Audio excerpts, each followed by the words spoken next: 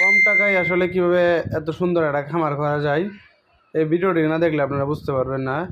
একটা 1000 মুরগির square feet shade আমরা তৈরি করলাম একদম খুবই অল্প টাকায়, যেটা মাছা সিস্টেম করা হয়েছে। এটা আপনার 1 লক্ষ টাকার মধ্যে হয়েছে। তো বিস্তারিত দেখেন ভিডিওতে।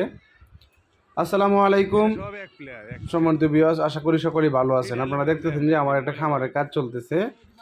এটা হচ্ছে একটা জায়গা ছিল আমাদের ঘরের পাশে, ওই দিকে পতিত জায়গা। এই পতিত জায়গাটাকে মূলত আমি হচ্ছে একটা খামারে রূপান্তর করব। এটা অনেক জায়গাটা গর্ত ছিল, দেখেন এগুলাতে আমরা গর্ত নিচে মাটি ভরাট করে অনেক টাকা প্রয়োজন হতো। দেখেন আমি আসলে কীভাবে খামারটা করলাম।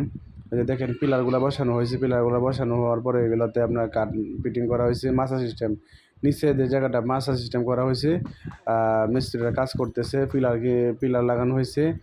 তো আমরা আসলে খুবই অল্প টাকায় এই খামারটা আমরা আসলে করছি।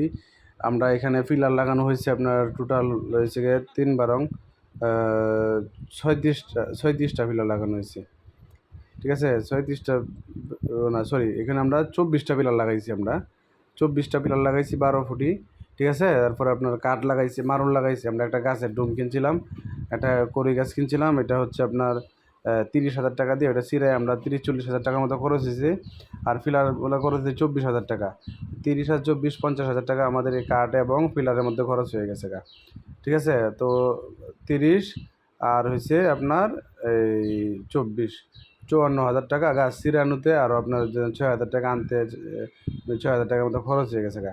ঠিক আছে, তো মিলাই আপনার হচ্ছে গিয়ে 40 30 আর 30 60,000 টাকা আমাদের কাঠ এবং হচ্ছে গিয়ে পিলারে এখানে চলে গেছিলো। তারপরে দেখেন আমরা পিলারে লাগানোর পরে কয়েকদিন আমরা এগুলোতে কাঠিতে রং লাগাই দিচ্ছি, যে কালো যে মোবিল এবং হচ্ছে গিয়ে আলকাতরা লাগানো হয় ওটা আমরা লাগাই দিছি, যাতে এগুলো গুনে না ধরে, এই জন্য আমরা এগুলো লাগাই দিছি।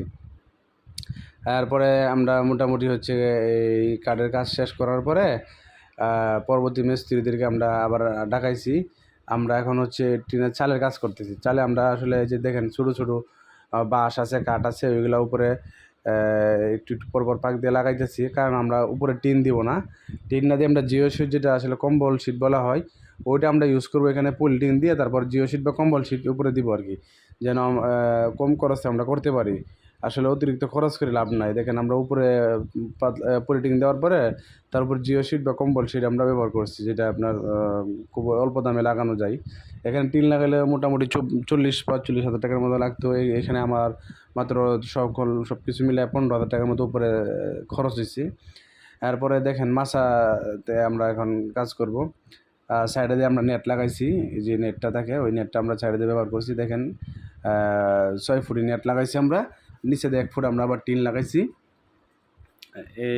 ঠিক আছে, আর 6 ফুটি নেট এবং নিচে দিয়ে হচ্ছে আমরা 1 ফুট টিন ব্যবহার করব, যেটা আসলে আপনার যে মুরগি ওগুলা গায়ে বাতাস না লাগে শীতের দিন, সেই জন্য আমরা নিচে 1 ফুট টিন লাগাবো। আবার দেখা গেছে শিয়াল কুকুর বা বিভিন্ন ভেজিটেজি যাতে মুরগির মাথা না নিতে পারে, সেই জন্য আমরা নিচে দেখেন 1 ফুট টিন লাগাইছি। টিন লাগানোর পর আমরা আসলে মাছাতে কাজ করতেছি। মাছাতে আমরা যেটা করছি হচ্ছে সুপারি গাছের যে গাছ আছে, ওইগুলো আমরা করে ওইগুলো আমরা ব্যবহার করছি। সুপারি গাছ অর্ধেক অর্ধেক করে এগুলো আমরা ব্যবহার করছি, আর মাঝে মাঝে বাঁশ ইউজ করছি। এতে দেখেন খামারের মাছাগুলাটা আসলে খুব সুন্দর হয়েছে।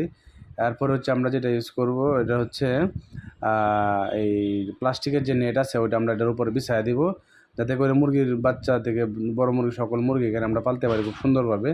তো আসলে আমরা এই খামারটা খুবই কম খরচে করলাম। সকল কিছু মিস্ত্রি বিল দিলাম আমরা 25,000 টাকার মতো। সব কিছু মিলে দেখা গেছে 1,40,000 টাকার মতো খরচ দিয়েছে। সব কিছু মিলে আপনারা আসলে যারা অল্প খরচে একটা ঘর করতে চান, আপনাদের জন্য ভিডিওটি, আপনারা ভিডিওটি দেখে ভালো লাগলে সবাই শেয়ার করবেন। ধন্যবাদ সবাইকে, আসসালামু আলাইকুম।